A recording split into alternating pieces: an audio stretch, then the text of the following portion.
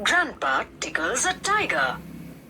One day, strolling down a forest path, Grandfather discovered a tiger cub, about 18 inches long, hiding among the intricate roots of a banyan tree. Grandfather picked him up and brought him home. The tiger cub, who was named Timothy by grandmother, was brought up entirely on milk, given to him in a feeding bottle by our cook, Mahmoud. Timothy was provided with two companions, Toto the monkey, who was bold enough to pull the young tiger by the tail and then climb up the curtains if Timothy lost his temper, and a small mongrel puppy found on the road by grandfather. At first, Timothy appeared to be quite afraid of the puppy, and darted back with a spring if it came too near. He would make absurd dashes at it with his large forepaws, and then retreat to a ridiculously safe distance. Finally, he allowed the puppy to crawl onto his back and rest there. One of Timothy's favorite amusements was to stalk anyone who would play with him. And so, when I came to live with grandfather, I became one of the tiger's favorites.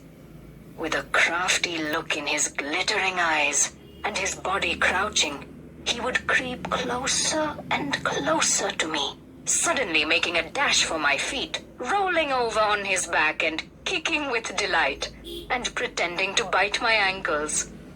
He was, by this time, the size of a full-grown retriever, and when I took him out for walks, people on the road would give us a wide berth. When he pulled hard on his chain, I had difficulty in keeping up with him. His favorite place in the house was the drawing room, and he would make himself comfortable on the long sofa, reclining there with great dignity, and snarling at anybody who tried to get him off. Timothy had clean habits, and would scrub his face with his paws, exactly like a cat. He slept at night in the cook's quarters, and was always delighted at being let out by him in the morning. "One of these days," declared grandmother in her prophetic manner, "we are going to find Timothy sitting on Mahmoud's bed, and no sign of the cook except his clothes and shoes." Of course, it never came to that, but when Timothy was about 6 months old, a change came over him.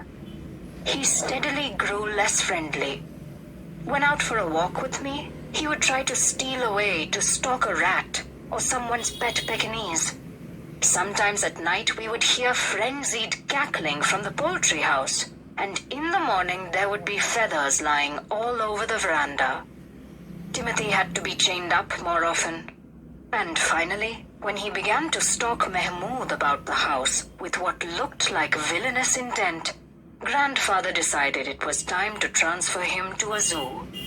Grandfather took him to Lucknow, where the zoo authorities were only too glad to receive as a gift a well-fed and fairly civilized tiger. About 6 months later, when my grandparents were visiting relatives in Lucknow, grandfather took the opportunity of calling at the zoo to see how Timothy was getting on. I was not there to accompany him, but I heard all about it when he returned to Dehradun. Arriving at the zoo, grandfather made straight for the particular cage in which Timothy had been interned.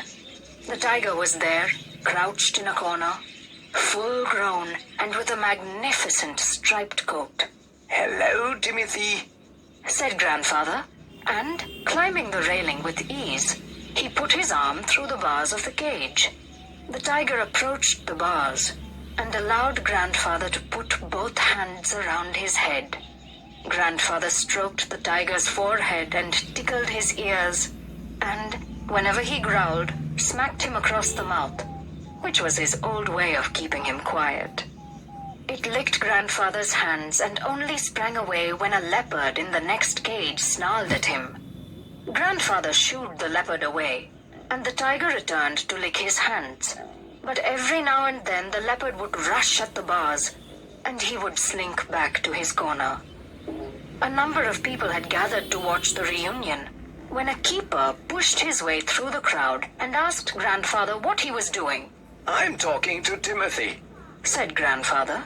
Weren't you here when I gave him to the zoo 6 months ago? I haven't been here very long, said the surprised keeper. Please continue your conversation. But I have never been able to touch him myself. He is always bad-tempered. Why don't you put him somewhere else? Suggested grandfather. That leopard keeps frightening him. I'll go and see the superintendent about it. Grandfather went in search of the superintendent of the zoo, but found that he had gone home early. And so, after wandering about the zoo for a little while, he returned to Timothy's cage to say goodbye. It was beginning to get dark. He had been stroking and slapping Timothy for about 5 minutes when he found another keeper observing him with some alarm. Grandfather recognized him as the keeper who had been there when Timothy had first come to the zoo. You remember me? Said grandfather. Now, why don't you transfer Timothy to another cage away from this stupid leopard? But, sir, stammered the keeper, it is not your tiger. I know, said grandfather testily. I realize he is no longer mine, but you might at least take a suggestion or two from me. I remember your tiger very well, said the keeper. He died 2 months ago. Died? Exclaimed grandfather. Yes, sir. Of pneumonia.